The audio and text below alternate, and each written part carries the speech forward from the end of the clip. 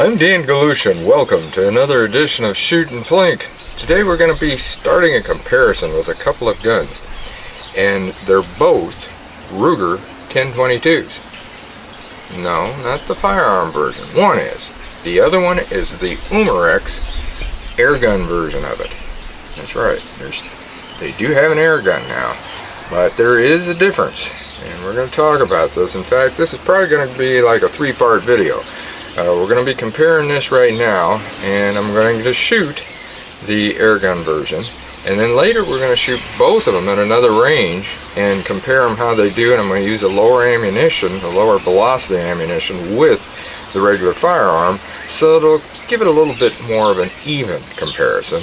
And then later on I'm going to compare this Umarex Ruger to the Crosman 1077, but that'll be down the line, and I'll give you one of the main reasons why. So first, let's take a look at them. This is the firearm version.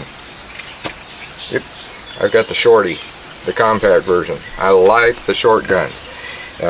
One of the reasons I like a Henry Mares lady, I use that one, and also the small game carbine. Man, I love that thing. It's got a Skinner sight. Wouldn't it? I'd love a Skinner sight on this. I wonder how that'd work. Probably great. Anyway, on to this. We're talking about the airgun right now, the Umarex airgun. This has got the safety right here. This one, here's the Umarex version. Polymer stock. I know some of you don't like the polymer. Well, these are even available in polymer. But, hey, I'd rather have my money put into the workings of the gun and have a halfway decent polymer than having the whole thing a piece of junk. Anyway, this is, like you can see, they look a lot alike, except this one's a shorter one. The sights are a major difference to me in two ways. One is, this is a fiber optic sight, which I really like, but when I get down there, I got to get way down like this to shoot it. Still in all, it's right on target. Now, the sights with the airgun version, I like them, really. I mean, I like them to this point. Pops up like this. It's up a little higher. It's got the white diamond and the brass bead, just like the Henry has got. And that makes it pretty nice. I really like that. Here's what I don't like about it. You can adjust the windage back here. You can raise that diamond a bit. This one, you can adjust both ways, windage and elevation. But this one is only elevation. You cannot adjust the windage. The windage, of course, is this way and that way. So, as I'm told, you use Kentucky windage, and that's what I've done to shoot this thing. And actually, I've drilled out a pretty good deal. I hope I do it again today. We're going to shoot 20 rounds if my arms holds up. At least it's not a break barrel. I've got tendonitis in here, and I got it up in here. I mean, I've got a mess in this arm. So to hold this thing steady is going to be fun. But anyway, that is a difference right there, is on the sights. The magazine. Well, this thing right here, which works on this, don't on this. So this one, what you do is you make sure you got it on safe. You push this forward, and you got to put your finger in here and pull it out like that. Your actual magazine is inside of this. Pull out the other one now. This one, you push on this, push this forward, and it pops out, just like that. And then your magazine loads differently, of course. And I'll use my, well, they got a product out that's a Maglula. And Maglula came out with a 1022 loader, and that is great for this. And I've done another video on that, so make sure you watch the video on that. And you just shove that in, and she's ready to go. That's a regular firearm. This one, a little different. You pull this back right here, make sure she's all the way back, pull this out, and then you load your pellets into there. Put it into here, and make sure this is pushed all the way forward until it clicks. If it doesn't, you're not going to get that reloaded into there. I'm going to leave that out because I'm going to be loading it up with RWS hobby pellets. That's right. let you see them a little closer. RWS hobby pellets. I keep these for my videos mainly because I'm really running low on them and they're a good pellet. We're going to load, now this has 2 CO2 cartridges that you load in. And we've got regular Umarex CO2 cartridges. We're going to put 2 of those in there. We're going to use RWS pellet oil. Get that out. Right there. And I'll show you what we're going to do with that. I know everybody says, yeah, I know, you put a bead on it. Yeah, sure, you do. You put a bead. There's also a seal in this thing. And we're going to load this. I didn't load it ahead of time because I wanted you to see. Right back here, there's that little doohickey there. You can put a penny or something in there, but you can push in with your thumb too, and it'll come right out. And this is your tool to put these in with. Now, you got to take this thing out. And this probably is another reason they're going to go with a polymer stock, because it makes it a lot easier to make this stuff rather than with a wooden stock. Now here's this gadget. That's what I said, we're going to put the oil in another place beside. Pull this out. Get it off. There we go. Put a drop of oil on this one. There we go. We'll drop that down into the stock this way. Down that hole. There we go. And put that up right there. Now, I said we're going to put oil elsewhere. Well, first off, let's get it on this one. Got a hair there or something, weed. Okay, got a drop there. Drop that down in, right on top of the other one. Now I put them in the opposite directions.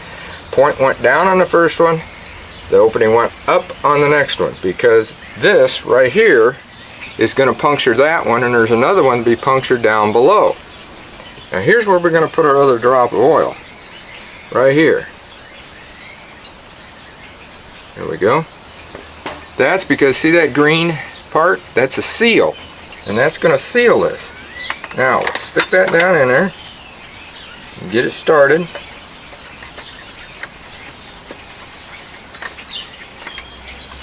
This is where you're going to use your tool to get this screwed down in. And here's the thing. Make sure that when you get it in there, that you're getting it good and tight. Don't just, there. Make sure it's tight. The reason being, and I have already run into this, and this is the next thing I'm going to tell you.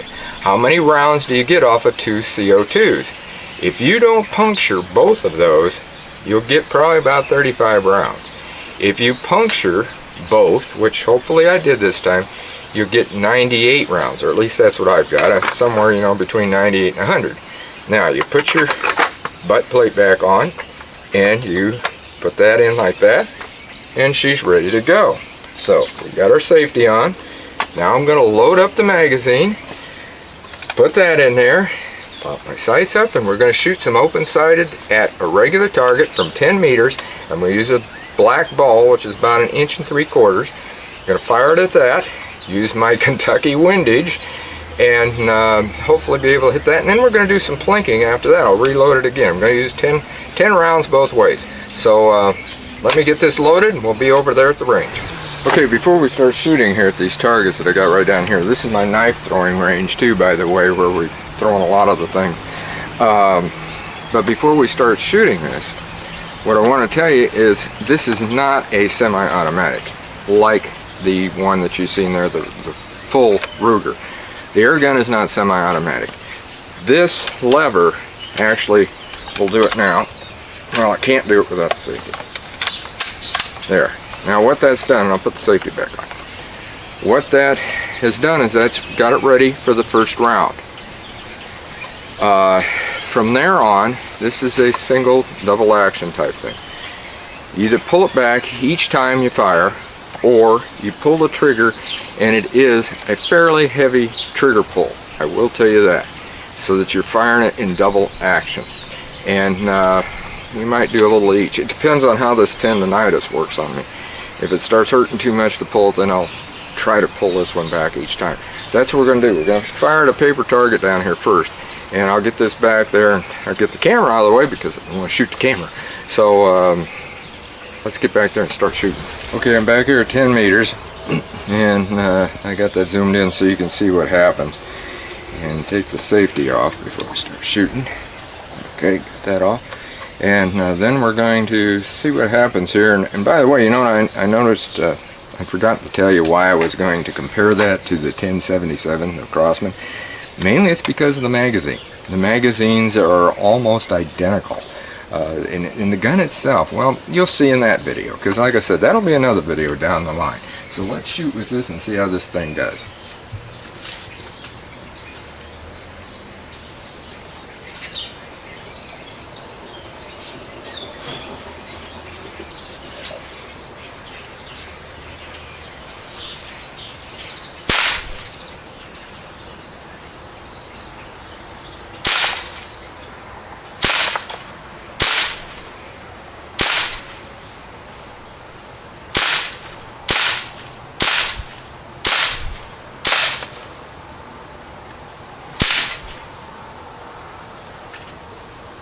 Well, that was 10 rounds. Now what we're going to do is we're going to set some stuff up and we're going to plink. Okay, you can see that kind of an oddball pile. I got 10 of them up there. And we're going to have 10 rounds. Hopefully they come out. Oh, by the way, when you're loading this magazine, that little round thing, make sure that you get them down flat because they will not go inside of that carriage that it has. So we're going to take some shots at this and hopefully we're going to be able to plink away and see what happens. Cock it and get her ready.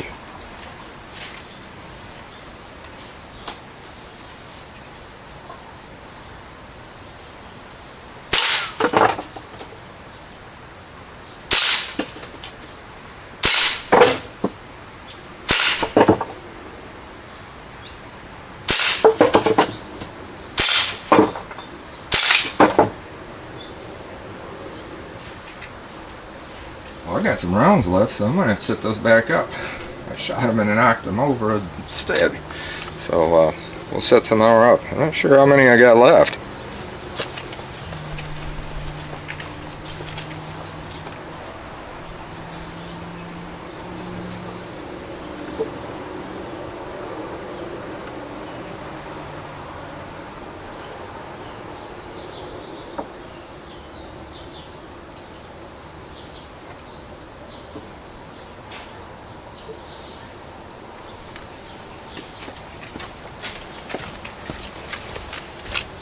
I think there's just a few left, so hopefully that's enough. Should be.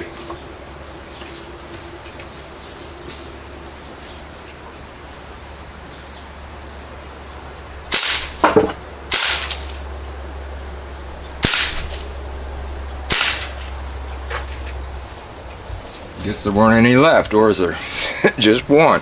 So anyway, let's grab that other target and we're going to go over there and we're going to talk about it a little bit more. Well, we shot at the target, and we planked. Get these off here. My shooting glasses. And I really don't think it did all that bad. Because there it is. There's 10 rounds. If you can see them there, I can't see you over the cardboard. How about that? You can see, I mean, I got 10 rounds. All about. I got 2 out here. I don't know if those are flyers or ones or what, but for Kentucky windage, I wouldn't say that's too bad because most of them are dead center into that 1 3/4 inch ball, and I didn't bother bringing any of the plinking targets. The reason being is I'd already used them, and shooting at used ones I have a little bit of a difficulty telling where exactly the rounds landed, and I was doing real quick firing on that, and for some reason I shot a block underneath the others and knocked the other one down. Otherwise I'd have been able to just keep shooting. But I said to you there a little bit ago about the magazine, and of course that comes out like this. You have to pull it out. It doesn't pop out as easy as the other one, the regular firearm does. But this magazine, the whole thing, is a lot like the Crossman 1077. It goes into here. It's got the little insert here. I mean, it's made different. Of course, it's got the Ruger emblem, and it is made different. but it's still basically the same sort of a deal. And I've noticed too, because I thought, oh good, I need some extra magazines. Maybe I could use the Crosman magazine in it. No, that don't work. So you got to use the one here. This one actually is a little heavier duty. I like this one better than I do the Crosman. But again, probably going to be talking about that in that video, and that will be down the line, because right now we're comparing Ruger to Ruger. The only difference is one is an Umarex Ruger. And as far as the shooting goes, what I had to do on this, put this back in, so it just snaps in very, very easy. When I was firing, I took it and I just went off a little bit on it to the right, not that far. I was probably, I would guess that maybe you've seen it, I don't know, maybe my first rounds were these over here, because what I did is I brought it over here and I aimed right about into here. That's the one thing that I don't like about this gun, is that you cannot adjust the windage. Otherwise, I really don't see that it's too bad of a gun. I mean, like I said, I got 98 rounds before on the two CO2s. But if that other cartridge, if you can only, and you got to make sure both of them are pierced, because if only one is pierced, you're still going to shoot. But you're only going to make about 35 rounds. And here's the thing. Once it starts slowing down, and you know that your rounds aren't with that better impact, and this is only getting about 600, 650 feet per second too, stop. Don't keep shooting, because what's going to happen is, so I've got to take this magazine out again. I'll show you what's going to happen. Lay that down there. Alright, the round will come out and jam into here. It won't come all the way out. If that jams, you're going to have one heck of a time getting that magazine back out of that gun. What you'll have to do is take a ramrod and go down there and hopefully hit that and push it in. If one jams in the chamber, which can happen into the barrel, into here, anywhere, here, the barrel, wherever, use a ramrod, get it back out of there, and try to clear it, and then run a swab down in it. Hopefully nothing has happened to it. And that's where I like to even put, like, say, some gun protect in there. Regular gun protect that you use for firearms. Yeah, use that on your air guns. It's great. I've used it. So, like I said, that's what we've got so far on this, and the comparison of them. You can see what they did. We're going to be shooting it again. We're going to be out on another range, and we're going to be firing the regular Ruger and this one at probably about 25 yards, and also the, say, about 15 to 25 yards. That one ought to definitely outperform this at 25. But anyway, that's what we're going to be doing. But right now, I'd say not too bad. So until next time, shoot safe and have a great day of plinking.